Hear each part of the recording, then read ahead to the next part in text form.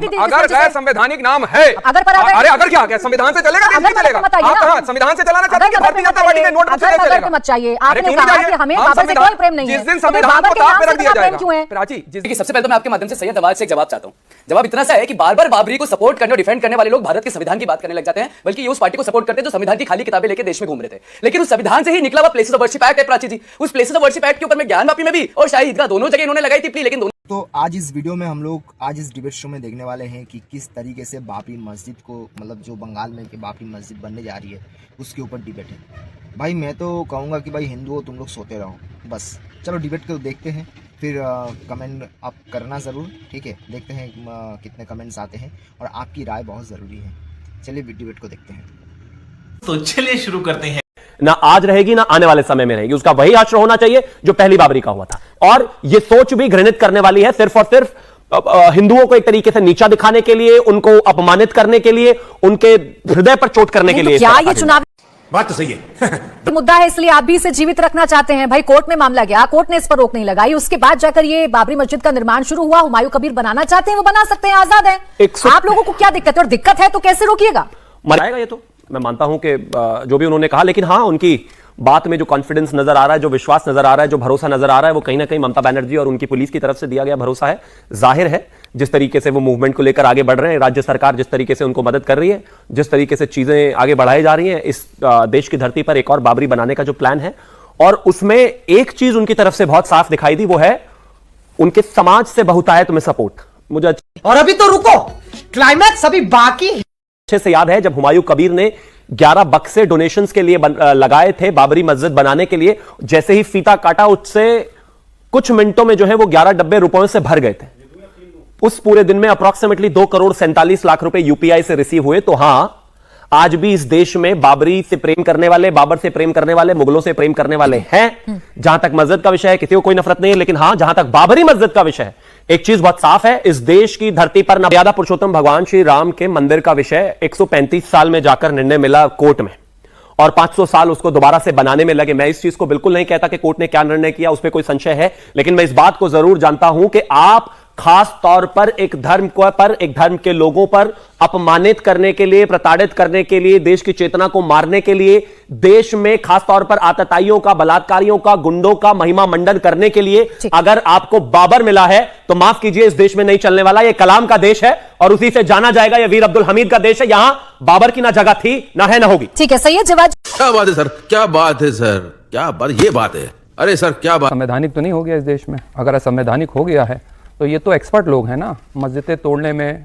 और 6 दिसंबर 1992 को तो वैसे कैसे उड़ाई थी मस्जिद को? डायनामाइट लगा के उड़ाया था। तो एक काम करिए, अब नई चीज़ ले लीजिए आप। अब तो आपके ट्रम्प से बहुत अच्छी दोस्ती हो गई है, एक्सपर्ट हो गए हैं, उनसे कहिए B2 बॉम्बर दे दें हमको। बहुत तेज हो रहा है। और आजकल ट्रम्प आप इतना हो रहा है तो आजकल चरण वंदना कर लीजिए, कहिए हमको दे दीजिए B2 बॉम्बर। जिस तरीके से आपने बाबरी मस्जिद को 6 दिसंबर 1992 को शहीद करा था और कोर्ट ने यह कहा कि मस्जिद को तोड़ा जाना जो है क्रिमिनल ऑफेंस है, वो आज तक नहीं मान रहे हैं।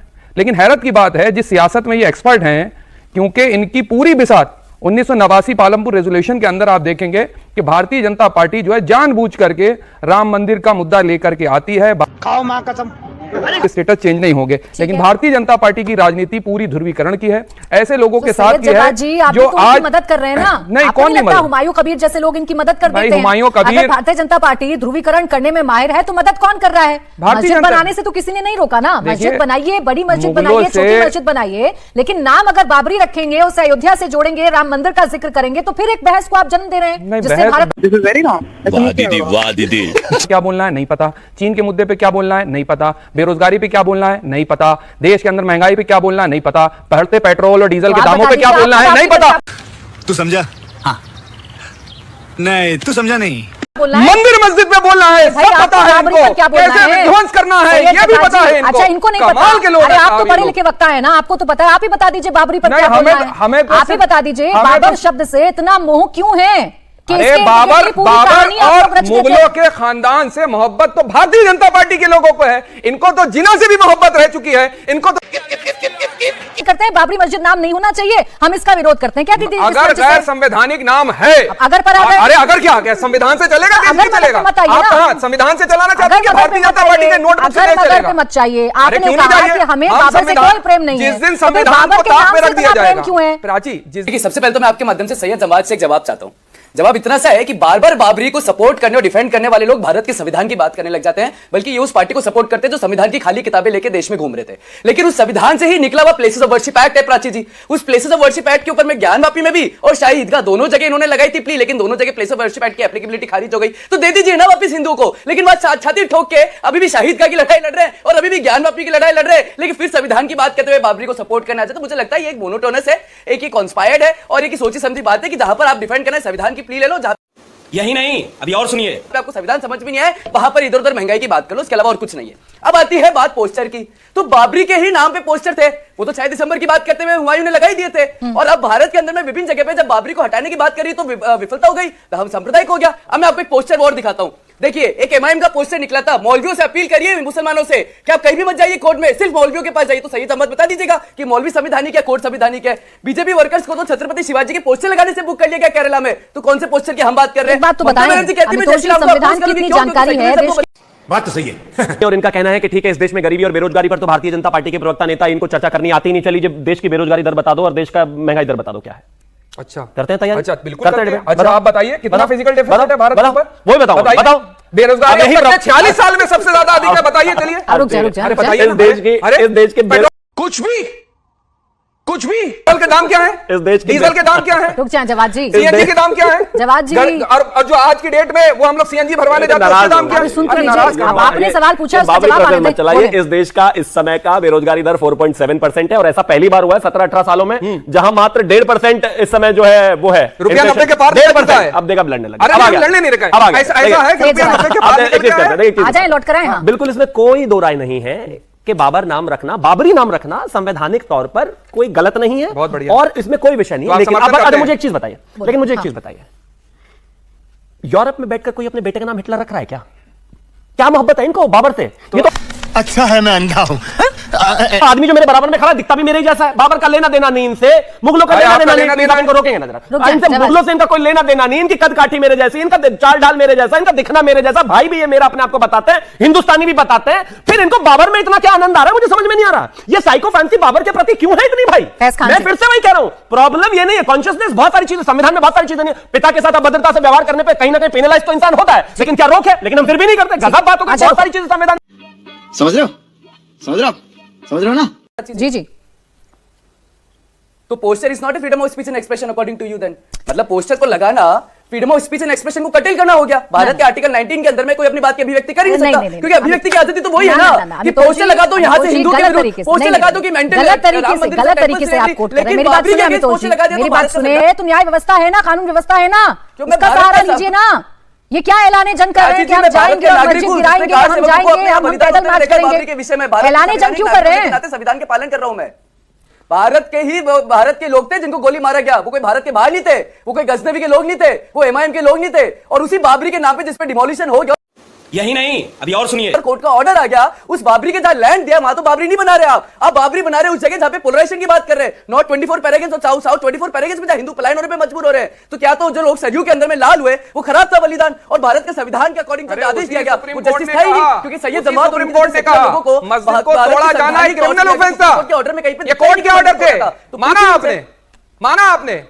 कोर्ट ने तो ये तक कहा है कि मस्जिद को तोड़ा जाना एक क्रिमिनल ऑफेंस है। पैरा कोड कराइए और पैरा कोड कहां लिखा है? Para code worship act basic structure का हिस्सा है। महंगाई, लेकिन भारत के कोर्ट के आदेश का पैरा नहीं पता, संविधान को मानना नहीं है। और कौन है ये लोग? संविधान को इसलिए नहीं मान रहा है क्योंकि यहाँ पर आर्टिकल ट्रम्प की बातें छोड़ो, संवैधानिक बात करो। कोर्ट के ऑर्डर का पैरा रखे वो दिल के अंदर चुभते हैं, वो जानते हैं, वो कोई नई बात नहीं है। और ये आज का इतिहास नहीं है।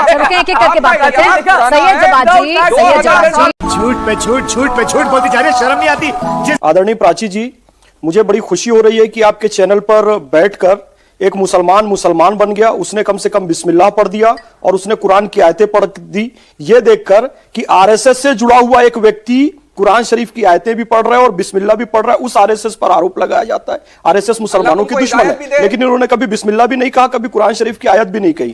तो मेरे लिए गर्व की बात है कि मैं मुसलमान को मुसलमान बना रहा हूं, नहीं तो ये लोग आईएसआई के एजेंट बन चुके थे। ये लोग कभी पाकिस्तान से, कभी चाइना से, कभी उनकी भाषा कहने लग गए थे। क्या क्या बात कर रहे हैं? अब मूल मुद्दे की बात मैं आपको बताता हूं। हुमायूं कबीर ने एक बात कही कि रॉबर्ट क्लाइव के समय मुर्शिदाबाद राजधानी थी, लेकिन क्लाइव का गधा कहा जाता था मीर जाफर को। मीर जाफर ने इस देश से गद्दारी की थी, वो भी मुर्शिदाबाद का था, और मुर्शिदाबाद में मीर जाफर ने गद्दारी की 1757 प्लासी के युद्ध में। सिराजुद्दौला को हराया अपने चालाकी से। उसका परिणाम यह हुआ कि पूरा भारत अंग्रेजों की गुलामी में चला गया। रीजन बिहाइंड दैट मुर्शिदाबाद का मीर जाफर, जिसकी कब्र आज भी मुर्शिदाबाद में है, और मुर्शिदाबाद का दूसरा मीर जाफर यह हुमायूं क्या बात है सर, क्या बात है सर। कबीर पैदा होने वाला है। वो रॉबर्ट क्लाइव का गधा था, और यह बाबर की औलाद है जो कि बाबरी मस्जिद बनाना चाहता है। बाबरी मस्जिद क्यों बना रहा है भाई? मस्जिद रसूल अल्लाह के नाम पर, वली अल्लाह के नाम पर क्यों नहीं बनाते? हवलदार अब्दुल हमीद के नाम पर क्यों नहीं बनाते? अशफाकुल्लाह खां के नाम पर क्यों नहीं बनाते? बात तो सही है दौड़ना तो पड़ता है।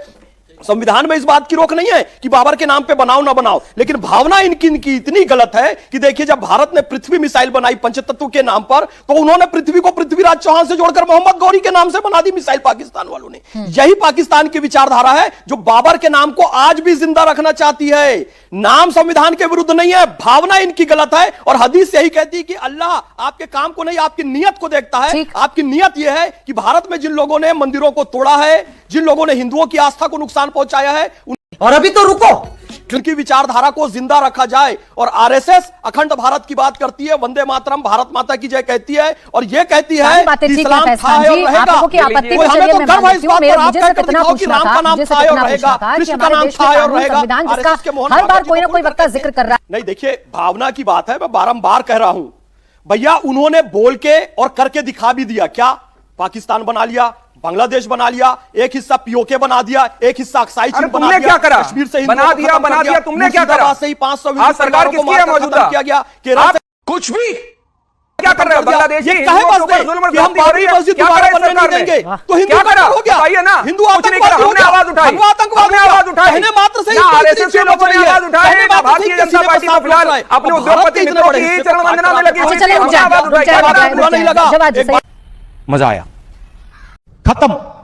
तो दोस्तों, आप लोग को ये डिबेट कैसा लगा कमेंट करके जरूर बताइए। और संविधान चिल्लाने वाले ये लोग खुद नहीं मानते संविधान, ये बात समझ लो। ये सिर्फ शरिया मानते हैं, और ये भी लागू करना चाहते हैं भारत में। अभी क्या बताए, बाबरी को लेकर, मतलब नाम को लेकर कोर्ट ने भी बोले कि ये मतलब कोई, खैर अभी क्या करें, हिंदू लोग सोते रहे बस। भारत तो ऐसे ही बांटते बांटते और पता नहीं कितना बांटेगा। चलिए, कमेंट कीजिए, चैनल को सब्सक्राइब कीजिए, बस तब तक के लिए जय हिंद, वंदे मातरम।